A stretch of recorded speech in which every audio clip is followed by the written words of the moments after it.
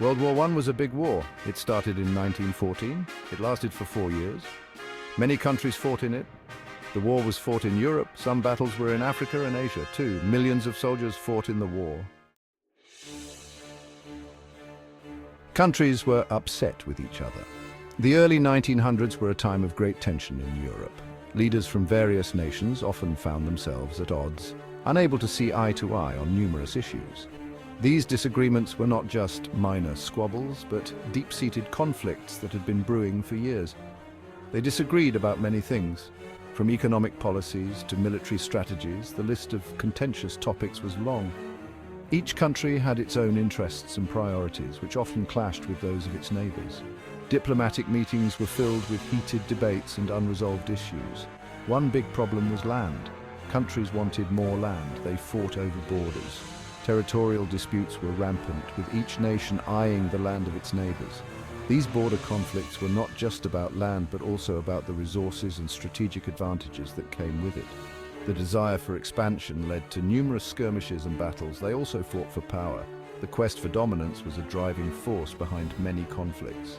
National pride and the desire to be seen as a powerful player on the world stage fueled aggressive policies and military build-ups. Leaders wanted to showcase their strength and secure their place in the global hierarchy. Some countries made promises to help each other. Alliances were formed as nations sought to protect themselves and their interests. These agreements were meant to provide security and deter aggression.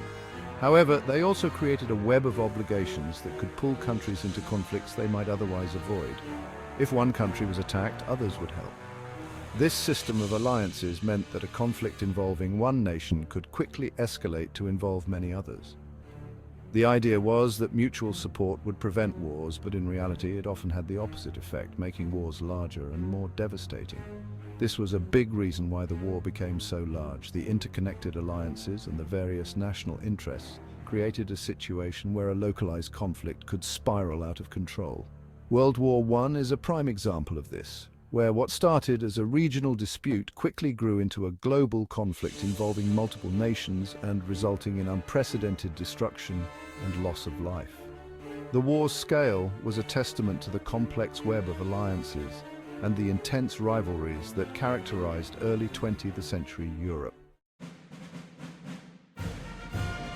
There were two main sides in the war. They were called the Allies and the Central Powers. The Allies included Great Britain, France, and Russia. These nations had long-standing alliances and shared interests that brought them together in the face of a common enemy. Great Britain, with its vast empire and powerful navy, played a crucial role in the war effort. France, still recovering from the Franco-Prussian War, was determined to defend its territory and honor. Russia, with its massive army, sought to protect its borders and assert its influence in Eastern Europe. Later, the United States joined the Allies, bringing fresh troops and resources that would prove pivotal in the conflict. The entry of the United States into the war marked a significant turning point. American soldiers, often referred to as doughboys, arrived in Europe with a sense of determination and optimism. Their involvement boosted the morale of the Allied forces and provided much-needed support on the battlefield. The United States' industrial might also played a crucial role, supplying the Allies with weapons, ammunition, and other essential supplies. The Central Powers included Germany, Austria-Hungary, and the Ottoman Empire. Germany, with its well-trained and disciplined army, was a formidable opponent. The German military strategy, known as the Schlieffen Plan, aimed to quickly defeat France before turning east to confront Russia. Austria-Hungary, a multi-ethnic empire, faced internal challenges, but remained a key ally of Germany. The empire's diverse population included various ethnic groups, each with its own aspirations and loyalties. Despite these challenges, Austria-Hungary contributed significantly to the Central Powers war effort. The Ottoman Empire, with its strategic location, controlled vital territories and trade routes. The empire's entry into the war opened new fronts and complicated the conflict. Many soldiers were very young, often just teenagers, who were excited to fight for their countries. They were filled with a sense of patriotism and adventure, believing that the war would be a short and glorious endeavor. However, the reality of war soon shattered their illusions. The trenches, the constant threat of enemy fire, and the harsh conditions took a heavy toll on these young soldiers. Despite the hardships, their bravery and resilience became legendary, and their stories continue to be remembered and honored today. Soldiers fought in trenches. Trenches were long, narrow ditches dug into the ground. Life in the trenches was hard. It was muddy, smelly, and dangerous. Soldiers had to be very brave. Section 5, Stories from the War. There are many stories about bravery in World War I. Soldiers showed great courage. One story tells of a soldier who rescued his friend. He risked his own life to save his friend. Section 6, Life Back Home. The home front during World War I was a place of significant change and adaptation. While the soldiers were away fighting on the front lines, those who remained behind had to adjust to a new way of life. The war affected everyone, not just soldiers. Families anxiously awaited news from the front, often gathering around newspapers or radios to hear the latest updates. The uncertainty and fear of losing loved ones weighed heavily on their hearts. People back home had to make changes too. Daily life was transformed as communities rallied together to support the war effort. From conserving resources to volunteering for various causes, everyone found a way to contribute. Food was scarce. Rationing became a common practice, with families receiving limited amounts of essential items like sugar, meat, and bread. Long lines formed at stores and distribution centers as people waited for their share. People grew their own vegetables.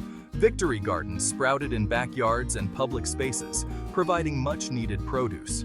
They also rationed food, carefully planning meals to make the most of what they had. Women worked in factories. With many men off to war, women stepped into roles traditionally held by men.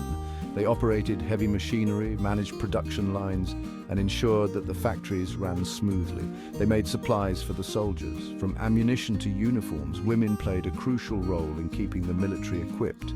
Their contributions were vital to the war effort and marked a significant shift in gender roles. Everyone did their part to help. Communities organized drives to collect materials like rubber and metal, which were then repurposed for military use. Schools, churches, and local organizations held events to raise funds and boost morale. Even children got involved.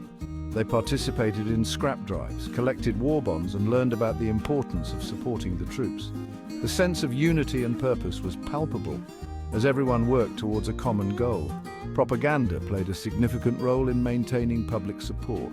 Posters, films, and speeches encouraged people to do their part, whether by conserving resources, enlisting, or supporting the war financially.